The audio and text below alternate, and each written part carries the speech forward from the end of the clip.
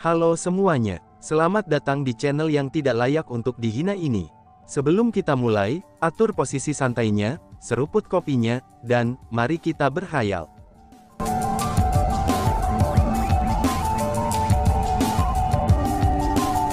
Melanjutkan cerita sebelumnya, memang benar, dia adalah bibit pohon yang bagus. Ini adalah pertama kalinya aku melihat seorang anggota generasi muda sekuat dirinya. Akan tetapi, mengapa dia tidak sadarkan diri? Tanya Duan Jidao. Tuan Duan, Chu Feng tidak ingin mendapatkan warisan kamu. Akulah yang membawanya ke sini dengan paksa, kata Yin Gongfu. Sebenarnya ada seseorang di dunia ini yang tidak ingin mendapatkan warisanku. Seru Duan Jidao yang terkejut setelah mendengar itu. Kemudian, ekspresi keras kepala muncul di matanya yang sudah tua.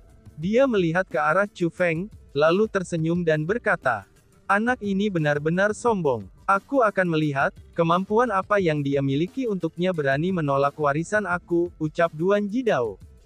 Setelah selesai mengucapkan kata-kata itu, Duan Jidao menempatkan telapak tangan kirinya ke area dantian Chu Feng.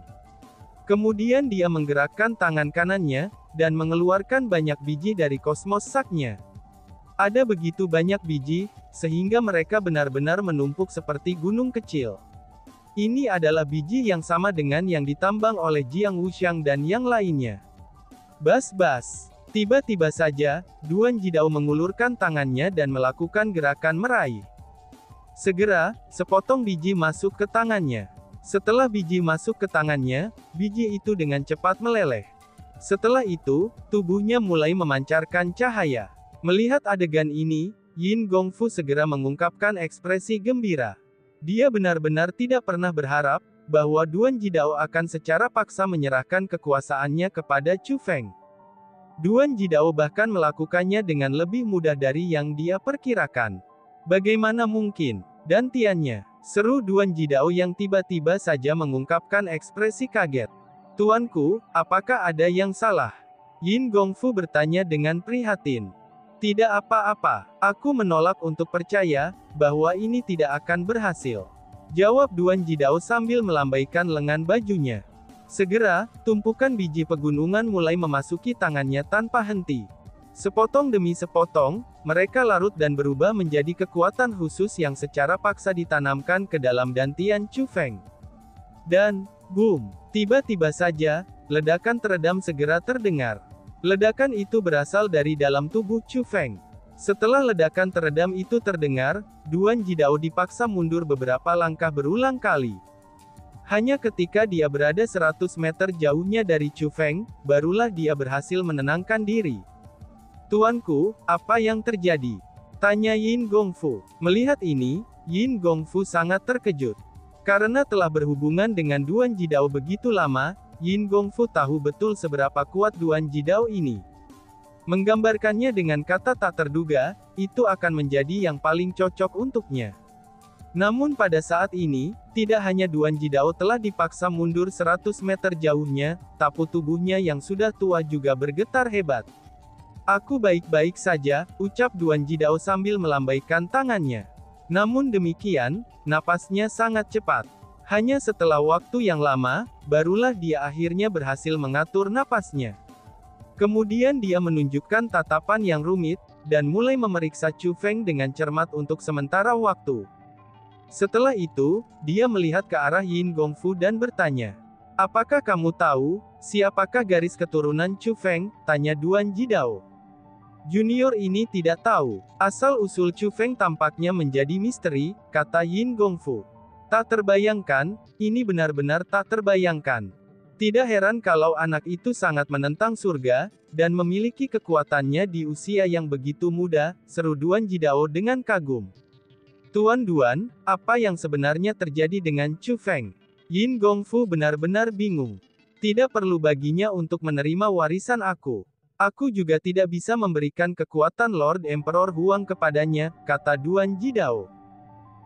Kenapa bisa begitu? Tanya Yin Gongfu yang mulai panik. Dia benar-benar berharap, bahwa Duan Jidao akan menyerahkan kekuasaan Kaisar Huang kepada Chu Feng. Mengapa begitu? Ucap Duan Jidao sambil tersenyum, dan menggelengkan kepalanya. Di dalam tubuhnya ada kekuatan yang lebih kuat daripada Imperial Bloodline. Kemungkinannya, ketinggian yang akan dia capai di masa depan, itu adalah sesuatu yang tidak mungkin bahkan dicapai oleh Lord Emperor Huang, ucap Duan Jidao. Tuan, apakah kamu mengatakan yang sebenarnya? Tanik Yin Gongfu yang merasa ini sulit dipercaya. Tentu saja, aku memiliki garis keturunan Lord Emperor Huang. Namun jika aku membandingkan garis keturunan aku dengan Chu Feng ini, itu benar-benar tidak ada bandingannya, kata Duan Jidao. Ini, seru Yin Gongfu. Mendengar kata-kata itu, Yin Gongfu sangat terkejut. Ketika dia melihat ke arah Chu Feng lagi, ekspresinya menjadi sangat rumit. Tiba-tiba saja Yin Gongfu berjalan ke arah Chu Feng, dan meletakkan tangannya di dahi Chu Feng. Segera, aliran energi telah dihapus dari Chu Feng. Tubuh Chu Feng gemetar, dan kemudian dia membuka matanya. Chu Feng, meskipun kamu tidak sadar, kamu hanya setengah sadar. Kamu seharusnya tahu apa yang terjadi sebelumnya. Sebelumnya, Lord Duan ingin menyerahkan kekuatannya kepadamu. Namun sayangnya, dia tidak bisa melakukannya. Alasan untuk itu adalah, karena kamu memiliki garis keturunan yang bahkan lebih kuat darinya. Chu Feng, siapa kamu sebenarnya? Apa jenis garis keturunan yang kamu miliki dalam tubuh kamu? Mungkinkah itu benar-benar seperti rumor yang mengatakan, bahwa garis keturunan kamu adalah garis keturunan yang mampu menimbulkan rasa takut kepada Imperial Bloodline? Setelah membangunkan Chu Feng, Yin Gongfu mengajukan banyak pertanyaan berturut-turut. Senior, memang benar aku memiliki garis keturunan yang diwarisi. Adapun Bloodline warisan aku ini, itu lebih kuat dari Imperial Bloodline. Itu juga kebenaran, dan bukan hanya rumor. Kalau tidak, 4 klan kekaisaran besar tidak ingin aku mati. Alasan untuk itu adalah, karena aku memang ancaman bagi mereka. Mengenai identitasku, bahkan aku sendiri tidak yakin. Karena aku tidak tahu siapa orang tua aku, maka secara alami, aku juga tidak tahu persis apa garis keturunan bawaan aku. Balas Chu Feng yang tidak mengatakan seluruh kebenarannya.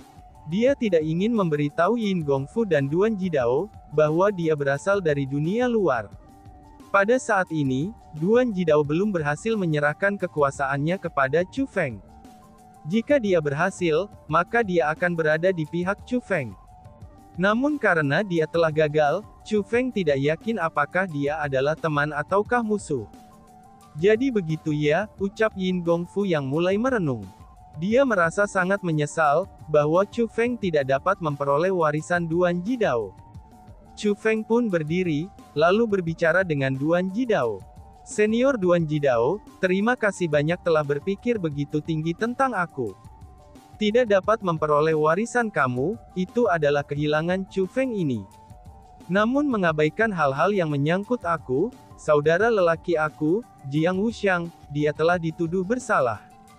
Aku berharap bahwa senior Duan Jidao akan dapat membedakan antara yang benar dan yang salah, dan tidak membiarkannya menerima perlakuan tidak adil, serta menanggung hukuman yang seharusnya tidak harus dia lakukan, ucap Chu Feng. Hah, Jiang Wuxiang adalah saudaramu? Tanya Duan Jidao. Ya, Chu Feng mengangguk. Bakat teman kecil Chu Feng luar biasa. Di masa depan, kamu pasti akan menjadi orang yang sangat cakap. Orang tua ini ingin menjadi temanmu di tahun-tahun selanjutnya. Namun demikian, lembah tersembunyi dunia memiliki aturannya sendiri. Karena Wuxiang telah melanggar aturan, ia harus menerima hukumannya. Dengan demikian, kamu tidak perlu memohon padanya lagi. Gongfu, sudah terlambat sekarang. Kamu dapat mengambil teman kecil Chu Feng kembali. Dan ingatlah, kamu harus memperlakukannya sebagai tamu terhormat. Di masa depan, teman kecil Chu Feng dapat datang dan pergi melalui lembah tersembunyi dunia kami seperti yang dia inginkan. Oh iya, suruh orang-orang di lembah tersembunyi dunia kita menjaga mulut mereka tetap rapat. Soal teman kecil Chu Feng berada di sini, itu tidak diizinkan untuk menyebar. Jika ada yang berani menyebarkan informasi itu, mereka wajib dibunuh. Duan Jidao memanggil Yin Gongfu dan berkata, Chu Feng bukanlah orang bodoh, dan dia sudah mengerti niat Duan Jidao. Jika Duan Jidao membebaskan Jiang Wuxiang, itu akan memalukan bagi Song Yuheng. Antara Jiang Wuxiang dan Song Yuheng, Duan Jidao sudah memilih Song Yuheng. Maka secara alami, dia tidak akan melepaskan Jiang Wuxiang hanya karena Chu Feng memohon padanya. Dengan demikian, Chu Feng tidak mencoba memohon untuk Jiang Wuxiang lagi. Setelah itu, Chu Feng dibawa kembali ke tempat peristirahatannya oleh Yin Gongfu. Namun pada saat ini, Chu Feng tidak menyerah. Justru sebaliknya, dia bersukacita. Dia telah melihat peluang, bahkan peluang yang besar. Ratu, apakah kamu melihat itu? Chu Feng bertanya pada si ratu. Apakah kamu berbicara tentang batu nisan itu? Si ratu bertanya balik. Tentu saja batu nisan yang sedang kubicarakan, kata Chu Feng.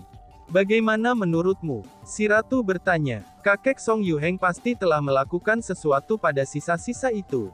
Sisa-sisa yang ia perlihatkan itu palsu, kata Chu Feng. Jika itu masalahnya, maka kakek Song Yuheng sudah tahu tentang masa lalu Duan Jidao, itu sebelum dia bahkan memberikan jasadnya.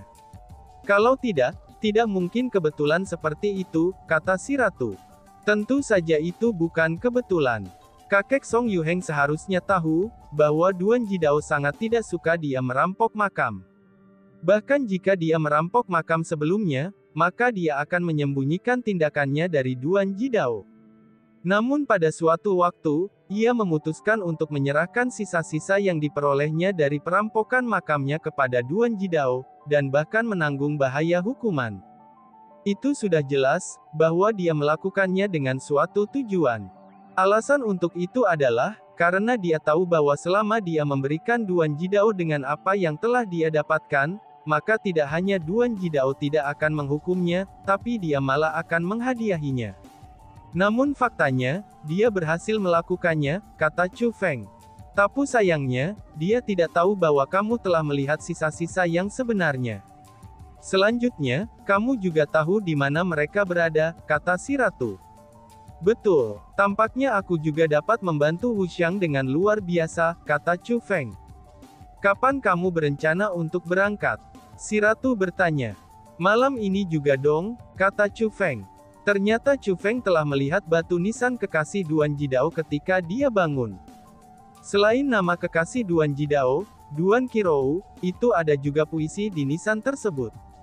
Aku lahir ketika kamu belum lahir. Aku sudah tua ketika kamu lahir. Kamu menyesal karena aku terlambat lebih awal. Aku menyesal kamu terlambat. Aku berharap kita dilahirkan bersama. Kami bisa menikmati waktu bersama. Aku sangat jauh darimu. Kamu begitu jauh dari aku. Aku telah menjadi kupu-kupu yang mencari bunga. Dan tidur di rumput harum setiap malam. Puisi itu adalah puisi yang sama, dengan yang ada di nisan di samping peti mati kristal di hutan bambu Valen Leaves. Tidak hanya Chu Feng menemukan bahwa puisi di nisan adalah puisi yang sama yang ada di nisan oleh Duan Jidao, tapi ia juga menemukan bahwa ada dua jenis tulisan tangan yang berbeda pada batu nisan. Yang satu sangat keras dan tegas, sedangkan yang lain lembut dan lemah. Ini berarti bahwa, tulisan-tulisan itu ditulis oleh dua orang yang berbeda. Tulisan keras dan tegas ditulis oleh Duan Jidao. Dia secara pribadi telah menulis istri terkasih, Duan Qirou di atas nisannya. Adapun tulisan tangan yang lembut dan lemah, itu harus tulisan tangan dari istri tercinta, Duan Qirou. Duan Jidao sengaja meniru tulisan tangan kekasihnya, itu hanya untuk menulis puisi itu di batu nisan. Adapun tulisan tangan imitasi Duan Jidao, secara kebetulan persis sama dengan tulisan tangan pada batu nisan di hutan bambu Valen Leaves.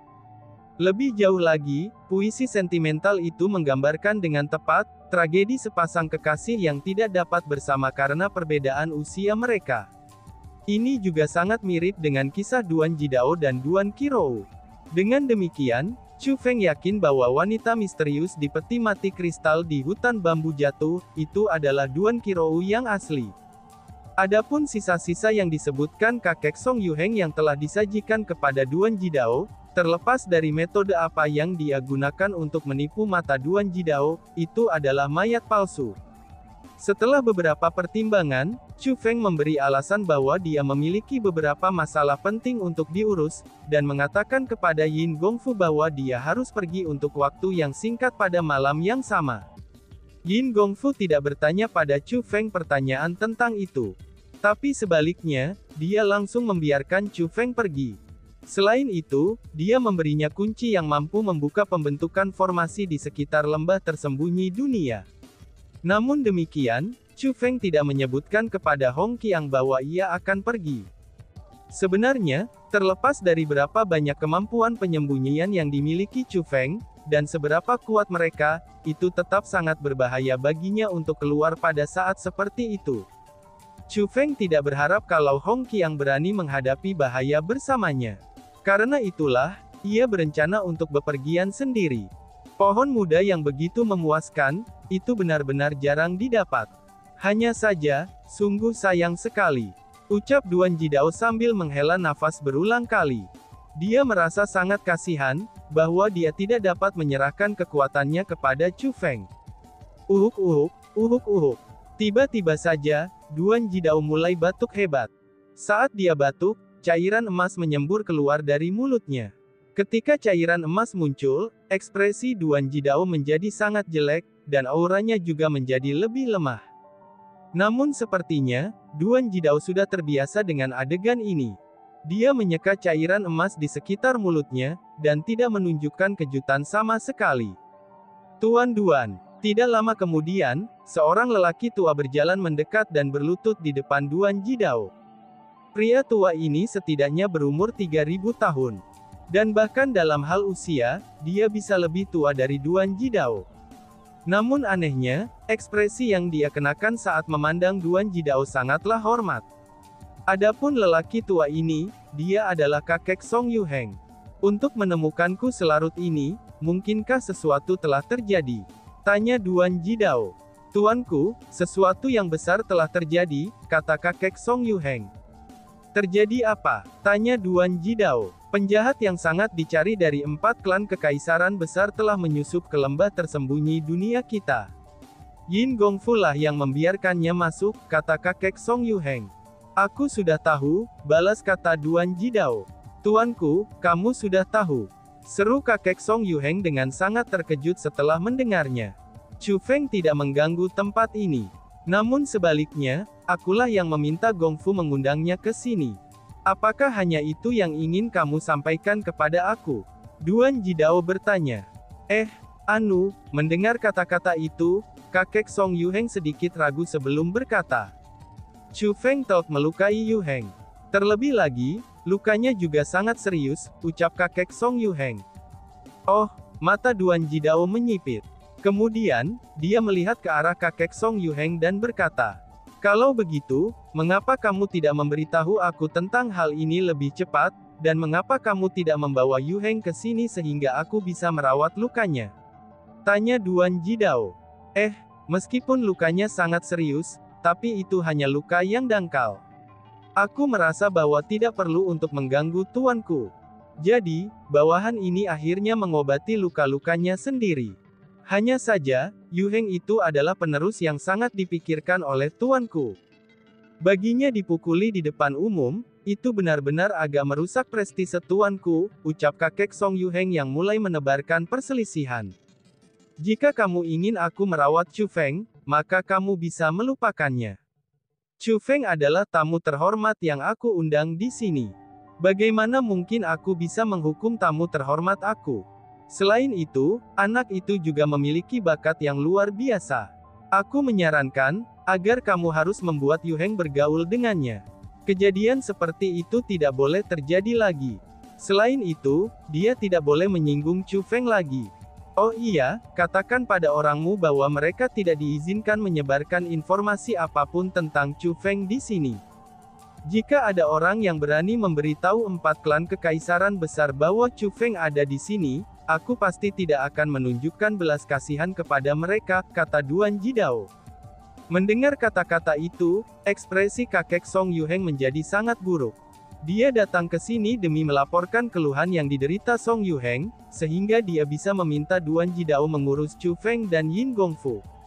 Namun sayangnya, dia tidak akan pernah menduga bahwa sikap Duan Jidao akan sedingin itu. Tidak hanya dia tidak menghukum Chu Feng, dia bahkan melindungi Chu Feng. Hal ini membuatnya merasa sangat tidak berdamai. Bawahan ini mengerti, ucap kakek Song Yuheng. Meskipun dia sangat tidak berdamai, kakek Song Yuheng tidak berani melawan Duan Jidao. Lebih baik seperti itu. Lebih baik memiliki satu teman daripada satu musuh lebih banyak. Oh iya, katakan pada Yuheng untuk mempersiapkan diri dan memilih hari yang baik. Aku berencana untuk mencoba memberikan sebagian dari kekuatan garis warisan aku kepadanya, kata Duan Jidao. Apa, Tuan, kamu berencana untuk menyerahkan kekuatan kamu kepada Yuheng? Seru kakek Song Yuheng dengan sangat terkejut setelah mendengar kata-kata itu. Dan bahkan, dia bahkan tidak berani mempercayai telinganya sendiri. Tubuh Yuheng itu lemah. Aku tidak bisa menyerahkan kekuatanku padanya sekaligus. Aku harus melakukannya dalam banyak sesi. Selain itu, ia harus dalam kondisi yang sangat sehat bagi aku untuk dapat meneruskan kekuatan aku padanya. Kamu mengerti apa yang aku maksudkan, kata Duan Jidao. Ya, bawahan ini mengerti. Aku akan kembali dan merawat kesehatan Yuheng dengan benar, balas kakak Yuheng. Setelah mengetahui bahwa Duan Jidao serius, kakek Song Yuheng sangat gembira. Kalau begitu, kenapa kamu masih berdiri di sini? Cepat kembali dan bantu dia menyembuhkan luka-lukanya, kata Duan Jidao. Siap tuanku, balas kakek Song Yuheng dan bergegas pergi. Setelah kakek Song Yuheng pergi, Duan Jidao menghela nafas tanpa daya. Saat sinar bulan menyinari wajahnya yang sudah tua, orang bisa melihat perasaan bersalah yang mendalam. Tuan Kaisar Huang, aku tidak akan hidup lebih lama lagi. Meskipun aku juga tidak mau menyerahkan kekuatan kamu kepada Song Yuheng, tapi aku hanya bisa menyalahkan kekuatan kamu. Aku harap, kamu tidak akan menyalahkan aku. Lagi pula, kamu bilang padaku bahwa aku tidak bisa menyerahkan kekuatanmu pada 4 klan kekaisaran besar yang dipelihara oleh mereka, dan aku juga tidak bisa memberikan kekuatanmu kepada para murid dari 3 istana. Dengan persyaratan semacam itu, sangat sulit untuk menemukan seseorang untuk meneruskan kekuatanmu. Chu Feng hari ini adalah pohon muda yang begitu langka. Dia adalah kandidat terbaik yang pernah ada untuk kekuatan kamu. Tapi sayangnya, garis keturunannya itu, aku yakin kamu juga bisa melihat usahaku. Aku harap kamu tidak menyalahkan aku. Aku benar-benar sudah berusaha sekuat tenaga. Duan Jidao mengucapkan kata-kata itu dengan sangat malu. Kemudian, dia berbalik dan melihat kuburan Duan Qirou, lalu memandang batu nisan yang sedingin es itu. Senyum lega muncul di wajahnya, dan dia pun berkata, Qirou, tunggu sebentar. Aku akan segera bergabung denganmu, ucapnya. Pada saat ini, kakek Song Yuheng telah tiba di kediaman Song Yuheng. Song Yuheng dan ayahnya sama-sama hadir di tempat ini. Kakek, bagaimana? Apa yang dikatakan Lord Duan? Apakah dia akan menghukum Chu Feng dengan parah? Tanya Song Yuheng. Pada saat ini, Song Yuheng benar-benar sembuh. Lagi pula, satu-satunya luka yang dideritanya adalah luka yang dangkal. Dengan kemampuan kakeknya, menyembuhkannya adalah hal yang sangat mudah. Itu agak sulit. Duan Jidao tampaknya telah bertemu dengan Chu Feng. Selain itu, dia sangat memikirkannya. Tidak hanya dia memberi perintah untuk tidak mengizinkan siapapun menyebarkan berita tentang Chu Feng di sini, dia bahkan ingin kamu berteman dengan Chu Feng, kata kakek Song Yuheng. Apa? Dia ingin aku berteman dengan Chu Feng? Bagaimana mungkin? Hari ini dia sudah memukuli ayah dan aku di depan begitu banyak orang, balas Song Yuheng yang tidak mau. Tapi kamu harap tenang dulu. Bagaimana mungkin kamu bisa mencapai kebesaran? Itu seandainya kamu tidak dapat menanggung sesuatu yang kecil seperti itu. Aku hanya ingin kamu berteman dengan Chu Feng untuk saat ini. Tidak ada yang mengatakan bahwa kamu harus benar-benar berteman dengannya. Kakek Song Yuheng menegur dengan marah. Melihat reaksi kakeknya, Song Yuheng menjadi tenang. Namun selain itu, ada kabar baik juga. Setelah upaya aku yang cermat, Duan Jidao akhirnya memutuskan untuk menyerahkan kekuasaannya kepada kamu, kata kakek Song Yuheng. Kakek, apakah kamu mengatakan yang sebenarnya? Tanya keduanya. Mendengar kata-kata itu, Song Yuheng dan ayahnya sama-sama gembira. Mereka begitu bersemangat, sehingga tubuh mereka bahkan mulai bergetar, napas mereka mulai berdenyut, dan detak jantung mereka mulai berdenyut dengan hebat. Tentu saja, Yuheng, kamu akan segera menjadi penerus Duan Jidao. Oh tidak, bukan penerus Duan Jidao, tapi penerus Kaisar Huang. Hahaha. Aku benar-benar tidak menghabiskan semua usahaku dengan sia-sia. Hari ini, semua masa sulit akhirnya berakhir, dan masa-masa indah baru saja dimulai. Namun sebelum ini, kamu harus memulihkan tubuhmu dengan hati-hati. Duan Jidao berkata bahwa tubuhmu itu lemah. Aku akan membantu kamu mendapatkan kondisi terbaikmu. Kita harus menjamin bahwa sesi pertama dalam menyampaikan kekuasaannya akan berhasil. Hanya dengan cara itulah, dia akan yakin bahwa kamu cocok untuk menjadi penggantinya, kata kakek Song Yuheng. Aku menyerahkan semuanya pada pengaturan kakek, ucap Song Yuheng sambil mengangguk berulang kali. Selama kamu mendapatkan warisan Duan Jidao, di masa depan, kamu tidak hanya akan menjadi penguasa lembah tersembunyi dunia, tapi kamu juga akan mendapatkan kekuatan Kaisar Huang. Kamu akan menjadi tuan penguasa di zaman ini. Pada waktu itu, Yin Gongfu, Jiang Wuxiang, mereka semua yang melawan kita akan terbunuh. Bahkan Duan Jidao juga akan terbunuh, ucap kakek Huang. Setelah mengucapkan kata-kata itu, jejak kekejaman melintas di mata kakek Song Yuheng. Dan tiba-tiba saja bersambung. Sekian dan terima kasih banyak. Bye-bye.